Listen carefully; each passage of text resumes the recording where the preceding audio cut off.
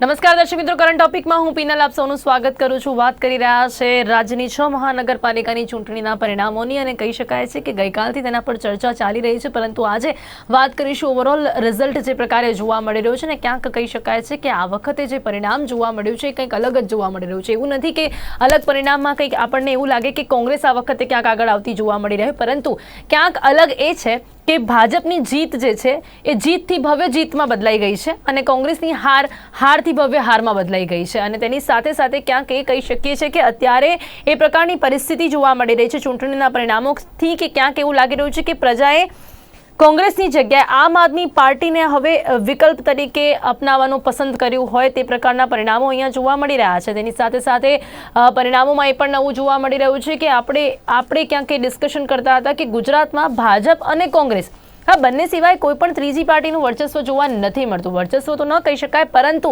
છતાં પણ એક એન્ટ્રી જરૂર કહી શકાય છે એઆઈએમએમની। અને સાથે સાથે આમ આદમી પાર્ટી જે પ્રકારે સુરતમાં પકવસારો કર્યો છે એ પણ પરિણામોમાં આપણને કંઈક નવું જોવા મળી રહ્યું છે, કારણ કે કોંગ્રેસ ત્યાં ખાતું પણ નથી ખોલાઈ શક્યું અને સાથે જ સુરતમાં અત્યારે આમ આદમી પાર્ટીને 27 સીટો મળી છે। આ પણ એક ખૂબ જ ચોંકાવનારું રિઝલ્ટ અને પરિણામ જોવા મળ્યું છે। ક્યાંક એક અંદાજો તો લગાવવામાં આવી રહ્યો હતો, પરંતુ કોંગ્રેસ ખાતું પણ નહીં ખોલાઈ શકે એવો અંદાજો ક્યાંક નહોતો લગાવવામાં આવી રહ્યો। એટલે તમામ જે રિઝલ્ટ અત્યારે આપણી સમક્ષ આવ્યા છે એ રિઝલ્ટ પર પણ ચર્ચા કરીશું ને સાથે જ આ ભાજપે જે રીતે પોતાનો ભખો લહેરાવ્યો છે, તમામ જે સીટો અત્યારે જોવા મળી રહી છે તેના પર કયા પરિબળો અસર કરી ગયા છે અને કોંગ્રેસ હવે વિપક્ષ તરીકે પણ નબળું થતું જઈ રહ્યું છે તેના પર પણ ચર્ચા કરીશું। જેની માટે મારી સાથે જોડાયા છે રાજકીય વિશ્લેષકો અભિમન્યુ મોદી અને રૂપિન ભાઈ આપણી સાથે જોડાયા છે। રૂપિન અને मनस्वी थापरजी પણ આપણી સાથે જોડાયા છે। આપ સૌનું સ્વાગત છે। धन्यवाद। तो सबसे पहले शुरुआत करना चाहूंगी अहमदाबाद से मनस्वी जी, क्योंकि अहमदाबाद में जो रिजल्ट देखने मिल रहे हैं भाजपा 159, कांग्रेस 25 और यहाँ पर सबसे ज्यादा महत्व की बात यह है कि एआई की भी एंट्री अहमदाबाद में हुई है। ये रिजल्ट को आप सबसे पहले किस तरह से देख रहे हैं, क्योंकि जिस तरह का एक अनुमान लगाया जा रहा था अहमदाबाद में, माना जा सकता है कि वैसा रिजल्ट है या कांग्रेस जैसे कि 49 से 25 पर जाती हुई दिख रही है, क्या इसका भी अंदाजा हम लगा सकते थे? पीना जी, जिस तरीके से रिजल्ट आया है उसमें एक चीज हमको सीधा क्लियर समझ आती है कि जिस तरीके से एंटी इनकम्बेंसी जो बीजेपी को लगनी चाहिए थी वो नहीं लगी, बल्कि प्रो इनकम्बेंसी उनको लगी है। जिस तरीके से बीजेपी ने काम किया है इसमें मुझे नहीं लग रहा दूसरों की क्या गलती है। जैसे कांग्रेस में एनालिसिस करना हमारे लिए पॉसिबल होगा, पर एक चीज जरूर है कि जो जीत का रथ है बीजेपी का वो थमने का नाम नहीं ले रहा, और जो जनता का प्यार है बीजेपी की तरफ वो जरूर वोटों में कन्वर्ट हो रहा है। ये बात अलग है कि अहमदाबाद में अगर हम बात करें वोटिंग मनस्वी जी क्या ये जनता का प्यार ही है? क्योंकि जैसा कि आप शायद अब वही बोलने जा रहे हैं, वोटिंग परसेंटेज जो हम देख रहे हैं वो बहुत ही कम देखने मिल रहा है।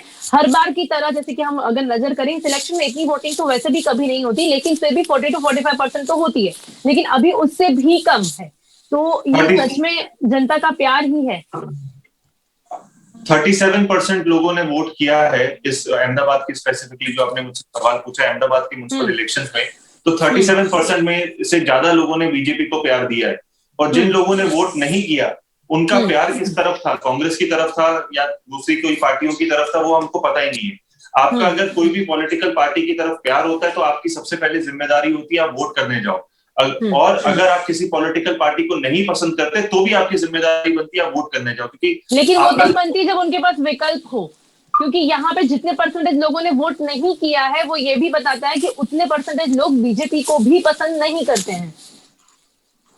तो इसका मतलब ये है कि जितने प्रतिशत लोग बीजेपी को पसंद नहीं करते हैं तो उनका दायित्व ये बनता है कि अगर आप किसी को पसंद नहीं करते तो दूसरे पक्ष को जिताने के लिए आप मेहनत करो। अगर वो घर पे हाथ रख के बैठे रहेंगे और वोट नहीं करेंगे तो उनको तो वैसे जो उनको पसंद नहीं है तो ऐसा तो वो रोक नहीं सकते। अगर आपको कोई पसंद नहीं है तो उसको रोकने के लिए आपको बूथ पर जाना पड़ेगा, बटन दबाना पड़ेगा, तभी आप उसको रोक पाएंगे। तो ये लॉजिकल है। वोटर्स को यही मेरी अपील है कि अगर आपको कोई पसंद है तो उसके लिए वोट करिए, कोई पसंद नहीं है तो उसके खिलाफ वोट करिए, पर वोट लेकिन उसके लिए ऑप्शन भी तो होना चाहिए मनस्वी जी। दो चीजें होती है, एक अच्छा बहुत अच्छा, एक खराब बहुत खराब। तो कहीं ना कहीं बहुत खराब से हम सिर्फ फिर खराब पे आ जाते हैं। पीनल जी, इसमें जो है हमारे को एक चीज जरूर समझनी चाहिए कि बीजेपी की जो ऑर्गेनाइजेशनल स्ट्रक्चर है और बीजेपी का जो कैडर बेस है, चाहे बीजेपी के कारण बहुत सारी तकलीफें होंगी, जो हम लोग मीडिया में देखते हैं, पेट्रोल के दाम की बात करें या मैनिफेस्टो में बार बार रेपिटेशन होता हो, चाहे हम प्रोजेक्ट्स की बात करें जो वो कमिट करते हैं उसको, जैसे मेट्रो का एग्जांपल है, जो हम कमिट करते हैं उसका कब तक इंप्लीमेंट होगा ये भी हमको आइडिया नहीं रहता। ये मुद्दों के होने के बावजूद, किसानों के मुद्दे के होने के बावजूद, युवा बेरोजगारी के होने के बावजूद भी अगर बीजेपी का जो कैडर बेस है, बीजेपी का वोटर बेस जो है, अगर बीजेपी को बार बार इलेक्ट कर रहा है या वो खुद मेहनत करके इलेक्ट कर रहा है, तो बीजेपी को इसको सल्यूट करना चाहिए, बीजेपी की पॉलिटिकल स्ट्रेटेजी को। और सामने जरूर से अगर सामने की तरफ अगर कांग्रेस है या दूसरी कोई पार्टी है, अगर वो मेहनत नहीं करेगी, अपने वोटर्स को जगाएगी नहीं, जिम्मेदारी तो जो अन्य पार्टी है उनकी जिम्मेदारी अपने वोटर्स को जगाने की। जो बीजेपी का वोटर है वो तो जाके खुशी से वोट कर रहा है, जो कांग्रेस का वोटर है वो जाके निराश होकर घर पे बैठे बैठे सोच रहा है कि बीजेपी हटाएगी या उनके लोग पावर में आ जाएंगे। ऐसे कभी सरकारें नहीं बदलती, सरकारें बदलने के लिए आपको सड़कों पे आना पड़ता है। नहीं मानसी जी, ये तो साफ क्लियर है कि कांग्रेस के तो इतने वोटर्स ही नहीं है, उनके पास विकल्प ही नहीं है, वो विकल्प की तरह से भी कांग्रेस को पसंद नहीं करते हैं, इसीलिए ही बाहर नहीं आए। अब हमें बात करिए અહીંયા ખાસ કરીને સુરતના જે પરિણામો જોવા મળ્યા છે, રૂપિન પચીગરજી, સુરતના પરિણામોને કઈ રીતે જોઈ રહ્યા છો? ભાજપ 93, એટલે ભાજપ તો હજી પણ ત્યાં આગળ જ આવ્યું છે। ગત જે ઇલેક્શન્સના રિઝલ્ટ હતા એમાં જો આપણે જોઈએ તો 13+ છે, એટલે કે 80 થી 93 પર આવી ગયું છે। કોંગ્રેસ 0 એટલે 36 થી -36 નો ડિફરન્સ છે અહીંયા, અને આમ આદમી પાર્ટી કે જેને અહીંયા પાટો બોલાવી દીધો છે એટલે 27। કઈ રીતે જોઈ રહ્યા છો પરિણામોને? ક્યાંક એક અંદાજો તો હતો જ, આપણને ક્યાંક કહી શકીએ છીએ કે સુરતમાં આ અસર તો જોવા મળશે એવું લાગી જ રહ્યું હતું, પરંતુ આટલી જોવા મળશે એ કદાચ અંદાજો નતો। રૂપિનજી, મને એમ લાગે છે કે સુરત એ ભાજપનો ગઢ રહ્યો છે। આ એક એવું શહેર છે જેમાં 99 માંથી 99 સીટ ભાજપને મળી હતી, 99 માંથી 98 સીટ ભાજપને મળી હતી, એટલે આ વખતે પણ એમ એક્સપેક્ટેશન હતું, કારણ કે કોંગ્રેસનું તો અસ્તિત્વ છે જ નહીં સુરતમાં, તો આપ આટલું મોટા પ્રમાણમાં આવશે એવી કોઈ શક્યતા દેખાતી નથી। પરંતુ જે રીતે પેટર્ન થઈ અને આજે આપે 27 સીટ મેળવી, એ તમે જુઓ તો એક જ સેક્ટરમાંથી એ સીટ આવી છે। નહીં, કોંગ્રેસ પણ કરી શકતું હતું રૂપિનભાઈ, એમની પાસે પણ ચાન્સ હતો। પાટીદાર ફેક્ટર જે રીતે અસર કર્યું હતું ભાજપને, આ વિપક્ષ તરીકે આ એક મોકો કે જેનો ફાયદો કદાચ ઉઠાવવો જોઈતો હતો, પણ ત્યાં પણ નિષ્ફળતા કોંગ્રેસની। બેન, તમે જ બોલવાનો હોય તો હું બોલી લો, હું મારી વાળો। જે અમારો સવાલ છે રૂપિનભાઈ, તમે સવાલ કરવા પૂરતા તમે તમારો ઓપિનિયન બહુ આપ્યા કરો, તમે મને ક્વેશ્ચન કરો છો સુરત માટે। આ મારો ઓપિનિયન નથી રૂપિનજી, આપનો સવાલ છે કે કોંગ્રેસની ત્યાં પણ નિષ્ફળતા જોવા મળી રહી છે એવું કહી શકાય છે? મારું એમ કહેવું છે 100% કોંગ્રેસની નિષ્ફળતા છે, જેમાં કોઈ નિર્વિવાદ વાત છે। મારું એ કહેવું છે કે જે વિસ્તારમાં સામાન્ય રીતે પાટીદાર વિસ્તાર કહેવાય છે, એ સૌરાષ્ટ્રવાસીઓના વિસ્તારમાં વોર્ડ નંબર 4, 5, 6, 7, 8, 14, 16 ને 17, આમાં તમે જુઓ પેટર્ન, તો એમાં 2015 કરતા 2021માં ખૂબ મોટા પ્રમાણમાં વોટિંગ થયું છે, અને તેમાં દાખલા તરીકે વોર્ડ નંબર 3માં 35% ગયા વખતે વોટિંગ થયેલું, આ વખતે 39% થયું। આ એક જ ઉદાહરણ આપું છું, બધા આંકડા નથી બોલતો, પણ એમાં આપની જીત થઈ। એટલે મારું શું કહેવું છે કે બેસિકલી કોંગ્રેસના વિકલ્પ તરીકે એ વિસ્તારમાં પાટીદાર સમાજે આપને સ્વીકાર્યો, આટલી એક વાત એનાલિસિસ કહી શકાય। એટલે મારું એ માનવું છે કે બેઝિકલી ભારતીય જનતા પાર્ટી જે રીતે કામ કરતી છેલ્લા 25 વર્ષથી અદ્ભુત કામગીરી રહી, વિકાસને કેન્દ્રમાં રાખીને કામગીરી થઈ, વિકાસ બહુ સારા પ્રમાણમાં થયો। આ શહેર માત્ર ડાયમંડનું શહેર કે આ શહેર માત્ર ટેક્સટાઇલનું શહેર નહીં રહ્યું, પણ આ શહેર હવે બ્રિજિસનું શહેર થઈ ગયું। એટલે એ ડેવલપમેન્ટ જે થયું એને કારણે ભારતીય જનતા પાર્ટીએ પોતાની જાતને પ્રોજેક્ટ કરવાનો પ્રયત્ન કર્યો, અને એમાં મહદઅંશે સફળ થઈ છે, એમાં કોઈ શંકા નહીં। પરંતુ મારું એવું માનવું છે કે જે કંઈ પણ સેટબેક મળ્યો 27 સીટનો, તે કદાચ એ માત્ર કોંગ્રેસને ધ્યાનમાં રાખીને એમણે સ્ટ્રેટેજી ના રાખી હોત, કરી હોત, તો કદાચ આમાં રિઝલ્ટમાં ફેરફાર આવી શકતે। જી, એટલે મારા સવાલ અને ઓપિનિયન વચ્ચે કદાચ આપ ડિફરન્સ સમજી શકતા હો તો હું આપને સવાલ કરીશ કે અત્યારે જો કોંગ્રેસની જે પ્રકારે સીટો ગઈ છે, કદાચ લાગે છે કે અહીંયા જે પાટીદાર ફેક્ટર છે એ તો અસર કર્યું, પરંતુ તેની સાથે સાથે સુરતમાં જે રીતે મહારેલી કરવામાં આવી હતી રૂપિનજી, જે પ્રકારે તેઓ CR પાટીલ ત્યાં ઉપસ્થિત રહ્યા અને તેમણે જે મહારેલી કરી એની પણ ક્યાંક ઇમ્પેક્ટ અહીંયા જોવા મળી। એની ઇમ્પેક્ટ શું હોય? ઓન ધ કોન્ટ્રી એ રેલીમાં તો અદ્ભુત પ્રતિસાદ મળ્યો હતો CR પાટીલ, એમાં કોઈ શંકા નથી. હવે હું માનું છું કે રેલીઓ કે સભાઓ એ ચૂંટણીનો એક ભાગ છે, પરંતુ આખરે મતદાર મથક પર મતદાન પોઝિટિવ ઇમ્પેક્ટ કારણ કે 80 હતા સુરતના ને ભાજપને તો 80 ના 93 જ થયા છે, એટલે પ્લસમાં જ છે. 100% પ્લસમાં છે. પણ મારું એમ કહેવું છે કે એ જે રેલી થઈ એ રેલીની પણ પોઝિટિવ અસર તો ચોક્કસ થઈ છે, પરંતુ આ જે સીટ ગઈ છે તેમાં મારું હજુ એમ માનવું છે કે બીજેપીએ કોંગ્રેસને વિપક્ષ તરીકે જોઈને સ્ટ્રેટેજી બનાવી અને કોંગ્રેસ મૃતપાઈ છે અને કોંગ્રેસનું કોઈ અસ્તિત્વ જ નથી સુરત શહેરમાં. એટલે એને ધ્યાનમાં રાખીને સ્ટ્રેટેજી બનાવી અને આપ ઘૂસવી ગયું, એટલે આપનું અનએક્સપેક્ટેડ રિઝલ્ટ છે આ. કોઈ વિચાર નહોતું કે આપ આટલા મોટા પ્રમાણમાં એન્ટ્રી લઈ શકે. એટલે હવે હું માનું છું કે આ આત્મમંથનનો વિષય છે ભાજપ માટે. અને આ જે વિસ્તારમાં એમણે 27 સીટ આપણે ગુમાવી છે, તો એ વિસ્તારોમાં એના કોર્પોરેટરોનું, જો કે સામાન્ય રીતે જે વિસ્તાર ગુમાવ્યો છે તે કોંગ્રેસના કોર્પોરેટર હતા, ભારતીય જનતા પાર્ટીએ એમાં કયા પ્રકારની સ્ટ્રેટેજી બનાવી, હવે એક વિષય રહ્યો છે કે તો હું માનું છું કે 27 સીટ હવે પછીના ઇલેક્શનમાં પણ પાછી મેળવી શકાય. મારું કહેવાનું મતલબ એટલું જ છે કે કોંગ્રેસ વિરોધ પક્ષ હતો, હવે કોંગ્રેસ વિરોધ પક્ષ તરીકે રહ્યો જ નથી, હવે આપ વિરોધ પક્ષ તરીકે આવ્યો છે, ત્યારે આપને સંદર્ભમાં લઈને નવી સ્ટ્રેટેજી બીજેપીએ બનાવવી પડશે એવું મારું મત છે. ચોક્કસથી હવે વિરોધ પક્ષ તરીકે જો પાર્ટી બદલાઈ હોય તો ભાજપ પણ પોતાની સ્ટ્રેટેજી બદલશે. આના પર વધુ સવાલ પૂછીશ, પરંતુ અભિમન્યુજી હવે વાત કરી લઈએ રાજકોટના પરિણામને કઈ રીતે જોઈ રહ્યા છો? ભાજપ નું ત્યાં પણ જોઈ શકાય છે રિઝલ્ટ બહુ પ્લસ જોવા મળી રહ્યું છે, 68, કોંગ્રેસ 5. તો કઈ રીતે આ પરિણામોને જોઈ રહ્યા છો? ક્યાંક આ રીતની જ એક્સપેક્ટેશન્સ ત્યાં જોવા મળી રહી હતી. રાજકોટમાં ઘણા અંશે એ પણ કાર્ડ ખેલાયું હોય કે ભાઈ આ વિજય રૂપાણી સાહેબનું હોમટાઉન છે. મોદી સાહેબ પણ સૌથી પહેલી ચૂંટણી અહીંથી રાજકોટથી જ લડ્યા હતા અને રાજકોટમાં ભાજપ જંગી બહુમતીથી જીતે એમાં કોઈ આશ્ચર્ય નહીં. પરંતુ રાજકોટ હોય કે બીજા કોઈ પણ શહેર હોય, હું ઓવરઓલ એવું લાગે છે કે જે નિરસતા મતદાતાઓમાં જોવા મળી એ જોતા જેટલા પણ લોકો મત દેવા ગયા હશે, જેમણે ભાજપને મત આપ્યો હશે, એમણે એક ચહેરાને જોઈને મત આપ્યો છે, જે ચહેરો દિલ્હીમાં છે. એવો ચહેરો, એવો મજબૂત ચહેરો વિપક્ષો પાસે છે નહીં. વિપક્ષની વ્યાખ્યા ગુજરાતમાં બદલાઈ ગઈ. હવે કોંગ્રેસ નથી, હવે આપ છે એવું આપણે કહીએ છીએ. અને કોંગ્રેસની આ હારનું પરિણામ કોંગ્રેસ ખુદ પોતે છે. આપની જીતનું પરિણામ અભિમન્યુજી હજી બી આપણે ઓવરઓલ ગુજરાતમાં એવું ના માની શકીએ ને કદાચ, કારણ કે અત્યારે સુરતમાં ઘણો અસર કરી ગયું છે આમ આદમી પાર્ટી. પણ આપને લાગે છે કે ધીરે ધીરે હવે બધે ક્યાંક આ પ્રયત્નો થવાના છે બધી જગ્યા ઉપર આમ આદમી પાર્ટી? હજી આ તો 6 શહેરોની જ હજી ચૂંટણી થઈ છે, હજી રૂરલ એરિયા છે.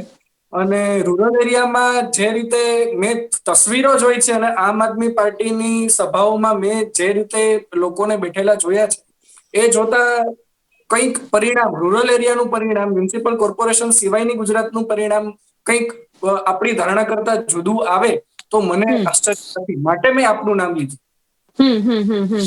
અને સાથે અત્યારે રાજકોટમાં જોવા જઈએ ગત રિઝલ્ટના કમ્પેરિઝન કરીએ અભિમન્યુજી, તો ભાજપ ત્યાં પણ ઘણું પ્રોગ્રેસિવ કામ કરી રહ્યું છે. ત્યાંની જનતાએ પણ ભાજપને વધુ પ્રેમ આપ્યો છે. 38 થી 60 એટલે 30+ જોવા મળી રહ્યું છે. અને કોંગ્રેસનું જે માઇનસ અત્યારે જોવા મળી રહ્યું છે રિપોર્ટ, એ 34 થી સીધું 5 પર છે. જી. કારણ કે છેલ્લા 2-3-4 વર્ષથી જાગૃતપણે કે અજાગૃતપણે દરેક રાજકોટવાસીના મનમાં એ વાત ઘૂસી ગઈ છે અને ભાજપના લોકો એ વાત પહોંચાડવામાં, રાજકોટવાસીઓના દિલમાં પહોંચાડવા માટે એકદમ સફળ થયા છે કે બીજું રેસકોર્સ બને છે, એમ્સ આવે છે, બીજું ઇન્ટરનેશનલ એરપોર્ટ બને છે, નવા બ્રિજ બને છે. એટલે ભાજપે બહુ સફળતાપૂર્વક વિકાસનું માર્કેટિંગ કર્યું છે અને લોકોને વિકાસ દેખાડ્યો છે. અભિમન્યુજી, વિકાસનું માર્કેટિંગ કર્યું છે કે ખરેખર વિકાસ કર્યો છે? વિકાસનું કાર્ય દેખાડ્યું છે કે ખરેખર વિકાસ દેખાયો છે? Please clear this. તમે અહીંયા મને બહુ ટ્રિકી ક્વેશ્ચન મને કર્યો. એટલે જરૂરિયાત છે, તમારા જેવા વિશ્લેષકો નહીં આપે તો કોણ આપશે આ જવાબ? નહીં, બરોબર છે. આપનો સવાલ બહુ સારો છે. એમણે વિકાસ તો કર્યો જ છે, સંપૂર્ણપણે કર્યો છે એવું હું નહીં કહું, એ બીજી ચર્ચાનો વિષય થઈ જાય. પરંતુ એટલું કહીશ કે એ લોકોએ જેટલો વિકાસ કર્યો છે એના કરતા વધારે વિકાસનું માર્કેટિંગ કર્યું છે. કઈ વાંધો નહીં, એ પણ એક કહી શકાય ને કે રાજકારણમાં એની પણ જો જરૂરિયાત છે. એ પણ જો ભાજપ શીખી ગયું છે તો કદાચ એ પણ એક એમનો પ્લસ પોઈન્ટ છે કે જેટલું કરે ને એના કરતા વધારે લોકો સુધી પહોંચાડે એટલે એ વોટ બેંકમાં કન્વર્ટ થઈ શકે છે. ભાજપે એને મુખ્ય બનાવ્યું અને બાકીના વિપક્ષો ખાસ કરીને કોંગ્રેસ એ શીખી ન શકી એટલે આજેનું પરિણામ આપણી સામે છે. जी जी चौक्कस मनस्वी जी, अगर हम आम आदमी पार्टी की बात कर रहे हैं तो यहाँ अहमदाबाद में आपको क्या लग रहा है, क्योंकि जैसा कि हम देख सकते हैं कि सूरत में तो ओवरऑल अब ओपोजिशन में हम मतलब विपक्ष पार्टी की तरफ से आम आदमी पार्टी को देख रहे हैं. अभिमन्यु जी ने जैसा बताया कि कहीं ना कहीं दूसरी जगह पर भी अब हमें ऐसा लग रहा है कि आम आदमी पार्टी का वर्चस्व बढ़ सकता है. अहमदाबाद के लिए क्या कहेंगे, क्योंकि इस रिजल्ट में नारायणपुरा में आम आदमी पार्टी ने कांग्रेस को टक्कर दी है. नारायणपुरा वार्ड जो बहुत ही महत्वपूर्ण वार्ड है वहां पर आम आदमी पार्टी को टक्कर दी है. घाटलोड़िया में भी ऐसा देखने मिला है. आम आदमी पार्टी के अमित पंचाले उन्हें 2853 मत मिले हैं. तो कहीं ना कहीं यहाँ पर भी ऐसा कुछ देखने मिल रहा है. मनस्वी जी क्या कहेंगे?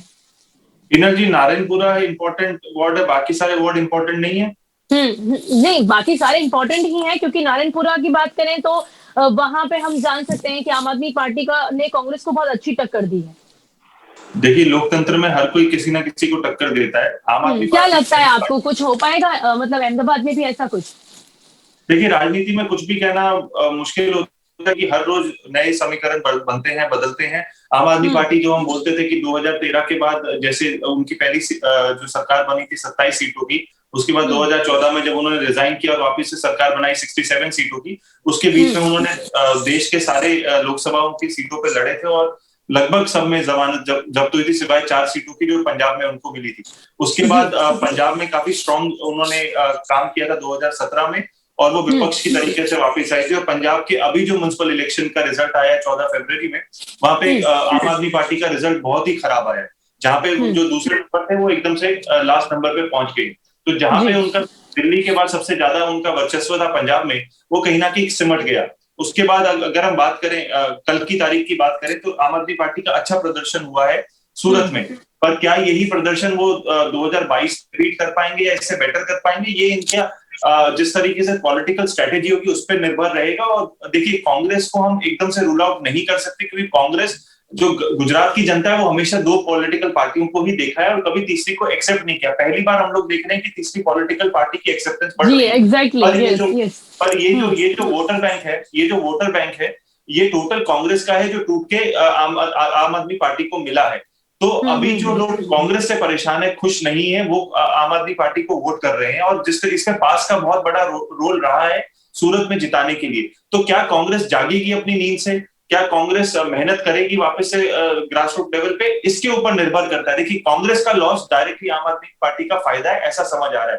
पर आम आदमी पार्टी का नया वोटर बैंक नहीं है. आम आदमी पार्टी क्योंकि नई पार्टी है, पुराने वोटर बैंक को कन्वर्ट करती है अपने अंदर. तो आम आदमी पार्टी के लिए बेनिफिशियल तभी होगा अगर कांग्रेस सोई रहेगी. अगर कांग्रेस जाग गई और कांग्रेस के नेतृत्व जाग गए तो शायद आम आदमी पार्टी के लिए मुश्किल होगा. तो बेस्ट केस सिनेरियो क्या होता है कि आम आदमी पार्टी की तरफ वो लोग जाते हैं जिनको बीजेपी कांग्रेस में मौका नहीं मिलता. ज्यादातर कांग्रेस में मौका नहीं मिलता, वो आम आदमी पार्टी को प्रेफर करते हैं.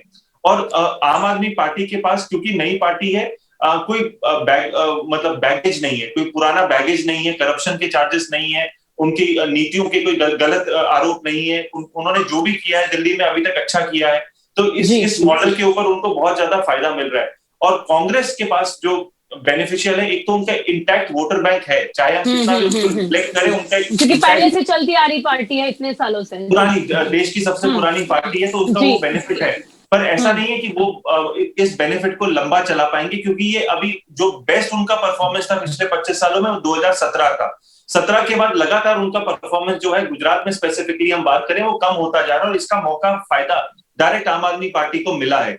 तो ये बहुत ही रोमांचक होने वाला है. पर इससे फायदा क्या हो रहा है, इससे फायदा डायरेक्टली बीजेपी को मिल रहा है, क्योंकि आम आदमी पार्टी का वोटर बैंक टूट के क्या हो रहा है, मतलब कांग्रेस का वोटर बैंक टूट के सीधा आम आदमी पार्टी को, तो इसमें डिवीजन पड़ रहा है.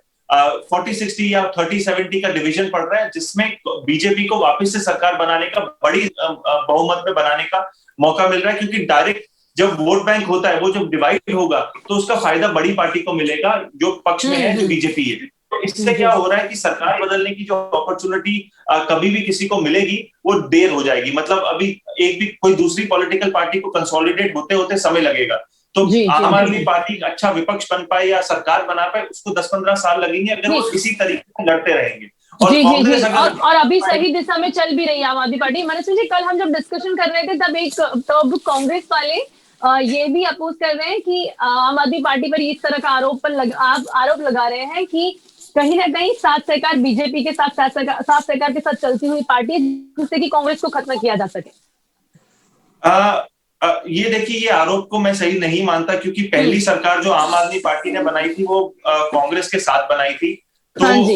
ये उसके राजनीति बावजूद में भी ये सारी अभी हम्म राजनीति में ये सारे आरोप प्रति आरोप चलते रहते हैं, तो इसकी ये बेबुनियाद आरोप होते हैं, इसका कोई मतलब नहीं होता। हर एक पॉलिटिकल पार्टी अपनी रोटियां सेकने के लिए बातें करती है, गठबंधन जी। बनाती है जब तक उनको गठबंधन की जरूरत है। पर जैसे ही उनका मौका पूरा हो जाता है तो वो अपने ही कैडर बेस को और अपने वोटर बेस को बढ़ाने की कोशिश करती है। जिस जी, तरीके से हम जी, जी। एग्जांपल लें, जहां भी बीजेपी गई है, जैसे बीजेपी ने गठबंधन बनाया शिवसेना के साथ, बहुत लंबा गठबंधन चला। जैसे ही दोनों की महत्वाकांक्षाएं बढ़ती गई, शिवसेना की इच्छा होगी हमारे को चीफ मिनिस्टर बनाना है, तो रिश्ता टूट गया। अकाली दल की बात करें पॉलिटिकल रोटियां सेकने के लिए, या बीजेपी की बात करें, बाकी बाकी अन्य अन्य जो रिश्ते उनके खराब हुए हैं। जिस तरीके से अगर मैं बात करूं बीजेपी की, जो जेडीयू, पूरे का पूरा जेडीयू मिल गया अरुणाचल प्रदेश जी, में जी, मतलब ऐसा बीजेपी के हाँ, साथ। पॉलिटिक्स में ये तो बहुत इसमें बहुत सामान्य बाबत है, मान सकते हैं मनस्वी जी, सही और बात ये है आपको आपकी। बहुत पीनल जी, ये आपको बहुत अच्छी तरह पता है, तो हमारे से ये पूछने की आपको कोई जी, जी, जरूरत नहीं, जी, आप जानते हैं जी, कि पॉलिटिकल जी, जी, ये तो समीकरण किस तरीके पॉलिटिक्स से है, बनते इसमें हैं। तो ये सब चलता ही रहता है। રૂપિન જી, હવે આ બાબત પર આપ શું માનો છો? કારણ કે સુરતમાં પણ આ જ રીતે આમ આદમી પાર્ટીનું વર્ચસ્વ જોવા મળી રહ્યું છે। આ રીતના આરોપો ક્યાંક કોંગ્રેસના ભલે લગાવવામાં આવી રહ્યા છે, પણ હવે લાગે છે કે ક્યાંક ને ક્યાંક મનસ્વીજીએ જે વાત કરી કે કોંગ્રેસ જો મહેનત નહીં કરે તો હવે એ જગ્યા ક્યાંક આમ આદમી પાર્ટીને મળી જશે। એટલે જો કોંગ્રેસ જાગે છે તો હજી પણ આમ આદમી પાર્ટી જે છે એને પણ, એટલે ક્યાંક ને ક્યાંક કોમ્પિટિશન અત્યારે એ બંને પાર્ટીઝમાં જોવા મળશે ને। ને આપની વાત 100% સાચી છે પિનલજી, કારણ કે બેઝિકલી કોંગ્રેસ પાસે કોઈ લીડરશિપ નથી, કોઈ વિઝન નથી, કોઈ કાર્યક્રમ એમ માને છે કે વિરોધ કરવો એટલે વિરોધ પક્ષનું કામ માત્ર વિરોધ કરવાનું છે। સાચી વાતોમાં પણ અનનેસેસરી વિરોધ કરીને પ્રજા સામે એ લોકો બેસી જાય અને એને કારણે પ્રજાના મનસ્પત પછી એ નીકળી જાય છે। મને એમ લાગે કે આજે જ્યારે વિરોધ પક્ષ તરીકે કોઈ પાર્ટી બેઠેલી હોય ત્યારે પ્રજાનું હિત વધારે ધ્યાનમાં રાખીને એને પોતાના શબ્દ પ્રયોગ કરવા જોઈએ, સ્ટ્રેટેજી નક્કી કરવી જોઈએ। અત્યારે પરિસ્થિતિ એવી છે કે કોંગ્રેસ મૃતપાય છે એનું મુખ્ય કારણ એ છે, not only in Surat, not only in Gujarat, પણ ઇવન કેન્દ્ર લેવલ પર આજે પરિસ્થિતિ એવી થઈ ગઈ છે કે કોઈ પણ નેતા જ નથી। કોંગ્રેસ જેવા મોટો પક્ષ, જે 138 વર્ષ પક્ષ, એના પ્રમુખ એમ કહે કે ના મારે પ્રમુખ નથી થવું, એનાથી વધારે નાદારી શું હોઈ શકે કોઈ પક્ષની। અને જી, જી, જી, એ સંજોગોમાં અત્યારે ત્યાં સંગીત ખુરશી ચાલી રહી છે મેડમ અને રાહુલ વચ્ચે, તમે બેસો। એટલે મારું સવાલ એ છે કે જે પક્ષમાં નેતા પ્રોપર ના હોય, જેની પાસે વિઝન ના હોય, જેની પાસે સ્ટ્રેટેજી ના હોય, એમ કઈ 21મી સદી લાયક કામ નહીં કરતો હોય, કારણ કે હવે બહુ સ્માર્ટ લોકો આવી ગયા। 20મી અને 21મીમાં બહુ મોટો ફરક છે। અને એ પરિસ્થિતિમાં આપણે ત્યાં જે યંગસ્ટર છે એ ડિજિટલ ઇન્ડિયાના યંગસ્ટર છે, એને કંઈક નવું જોઈએ છે તો એને તમારે કંઈક નવું શું પડશે, અને એ પીરસી જી, ચોક્કસથી। નથી જી, જી, જી, બીજેપી પાસે મોદી સાહેબ જેવા સક્ષમ નેતા છે, જેની પાસે વિઝન છે, એ એક્ઝિક્યુટ કરવાની ક્ષમતા ધરાવે છે। એકમાત્ર સીએમ એવા રહ્યા, એકમાત્ર પીએમ એવા રહ્યા કે જે માણસે ઉદ્ઘાટન કર્યું, એક તકતી મૂકી હોય ઉદ્ઘાટનની, નક્કી કરે, ખાડો ખોટ્યો હોય એ દિવસે નક્કી કરે કે હું હવે 1 મહિના 3 વર્ષ પછી આનું ઉદ્ઘાટન કરીશ। જી, જી, જી, આ જે વાત છે વિઝનની સાથે, જી, જી, જી, જી, જી, ચોક્કસથી, જી, એ બીજેપીમાં અત્યારે છે। સુરતમાં 25 વર્ષથી ને હવે આ 30 વર્ષ થવાના, કારણ કે આ 5 વર્ષ જી, જી, જી, જી, જી, જી, જી, ભારતીય જનતા પાર્ટી જે રીતે કાર્ય કરી રહી છે તે બહુ વ્યવસ્થિત રીતે જી, ચોક્કસથી। અને એ તો આપણે જોઈ શકીએ છીએ ઘણી બધી જગ્યા પર બિનહરીફ ચૂંટાઈ આવે છે ત્યારે જ આ પ્રકારની પરિસ્થિતિને આપણે સમજી શકીએ છીએ। અભિમન્યુજી, અંતમાં અત્યારે આગળ શું સ્ટ્રેટેજી લાગે છે? રાજકોટમાં જે પ્રકારના પરિણામો આવ્યા છે અત્યારે શું લાગે છે આપને? જનતાને કેટલી એક્સપેક્ટેશન છે હવે જે નવા જનપ્રતિનિધિઓ અમને ચૂંટાઈને આવ્યા છે ને કેવા પ્રકારનું કામ થશે, શું કહેશો? પ્રજાની આશા તો બહુ બધી છે, અને જે આશાઓ છે એનો જવાબ નેશનલ લેવલેથી મળે એમ છે, ફક્ત લોકલ લેવલે મળે એમ નથી। અત્યારે પ્રજાને જે પ્રશ્નો જે ઉદ્ભવે છે એ એક શહેર પૂરતા મર્યાદિત નથી, એ ગુજરાત હોય કે બિન ગુજરાતી રાજ્ય હોય, બિન ગુજરાતી પ્રજા હોય, એ બધાના સવાલો ઘણે અંશે સમાન છે. પરંતુ ભાજપને કઈ અત્યારે કોઈ નવી સ્ટ્રેટેજી અપનાવવાની અત્યારે એઝ ઓફ નાવ જરૂર નથી. 2022 માટે એ લોકોએ વિચારવું પડશે. 2022 માટે એ લોકો પાસે સામે બે પક્ષ સામે લડવાનું હશે, કોંગ્રેસ અને આપ બંને. જી ચોક્કસ એ પ્રકારની રણનીતિ હવે ભાજપ ચોક્કસપણે તૈયાર કરશે. અત્યારે સમય અહીંયા સમાપ્ત થાય છે. મનસ્વીજી, અભિમન્યુજી, રૂપેશજી, આપ ત્રણે મારી સાથે ચર્ચામાં જોડાયા તે બદલ આપનો ખૂબ ખૂબ ધન્યવાદ. Thank you. ધન્યવાદ.